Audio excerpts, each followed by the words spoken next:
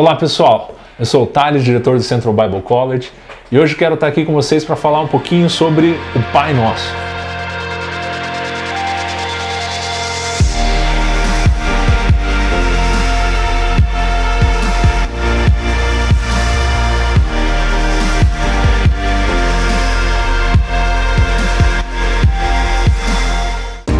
Pai Nosso é uma oração muito conhecida também, mundialmente conhecida, até por aqueles que não são cristãos. E, na verdade, alguns tentam orar ou rezar, por assim dizer, exatamente igual, alguns tentam tirar algum ensinamento disso. O que é o que não é, né?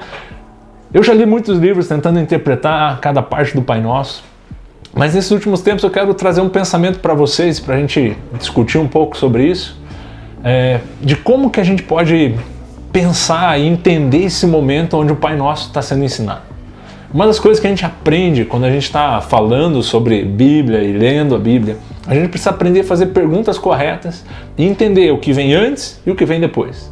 Nesse contexto aqui, se você abrir a sua Bíblia em Lucas, por exemplo, no capítulo 11, diz que os discípulos estavam esperando Jesus, mais ou menos. Jesus estava orando em um certo lugar e quando ele terminou, os seus discípulos vieram ao encontro dele. Seus discípulos vieram encontrar com ele e fizeram a pergunta: Jesus, ensina a gente a orar como João ensinou os discípulos dele. E aí Jesus, ele fala assim: então quando vocês orarem, digam: Pai, santificado seja o teu nome, venha o teu reino, o pão nosso de cada dia nos dai hoje, perdoa os nossos pecados, assim como nós perdoamos os nossos devedores, não nos deixeis cair em tentação, mas livra-nos do mal. Só que esse contexto é uma oração que ela parece meio não fazer muito sentido. A princípio, né, se você viu o nosso vídeo anterior, eu falei um pouquinho da questão do Pai Nosso, quando Deus ele chama de Pai, e isso nos fez trazer esse vídeo aqui. Então, se você não viu o vídeo passado, dá um cliquezinho aqui no link aqui em cima, ó, e assista o vídeo anterior. Mas Jesus ele chega e já começa quebrando um paradigma para os discípulos, chamando Deus de Pai. Mas dentro disso aí, ele começa a ensinar várias coisas que na verdade ele quer quebrar um paradigma. Por quê? Na sequência dele ensinar isso aí, ele conta uma parábola do amigo inoportuno. Um cara que vai e bate na casa do amigo que está dormindo, ele vai, acorda esse amigo, ele faz de tudo até que esse amigo ajude ele com um alimento para um visitante que estava chegando. E aí Jesus termina essa parábola falando assim: não vai fazer, se o amigo não fez por causa que ele era amigo, ele vai fazer por causa da insistência. E o que ele está querendo dizer com isso? Ele está trazendo um contexto de falta, de ausência de algo.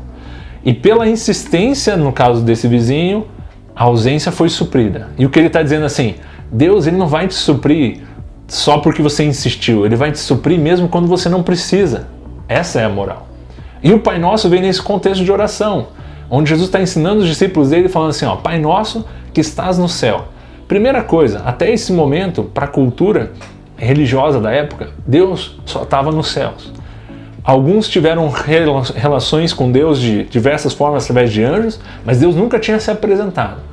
Mas a partir do momento que Cristo ele ressuscita dos mortos, a natureza divina de Cristo é revelada por completo e Deus não está mais nos céus, simplesmente.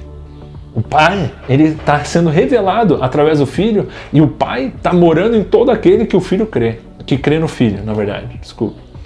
Então, o Pai Nosso que estás no céu, depois que Cristo ressuscita, ele não está mais no céu, ele está dentro de você. Então ele já veio ao nosso reino, porque estava afastado e agora ele habita em nós, porque o reino de Deus está dentro daquele que crê. O pão nosso nos dá cada dia, é a oração pela falta, mas na verdade Jesus, ele é o nosso pão. Jesus, ele é o nosso alimento. Jesus, ele é a expressão máxima do pão da vida que nós nos alimentamos com ele. Ou seja, não há mais ausência de pão. Perdoa os nossos pecados assim como perdoamos.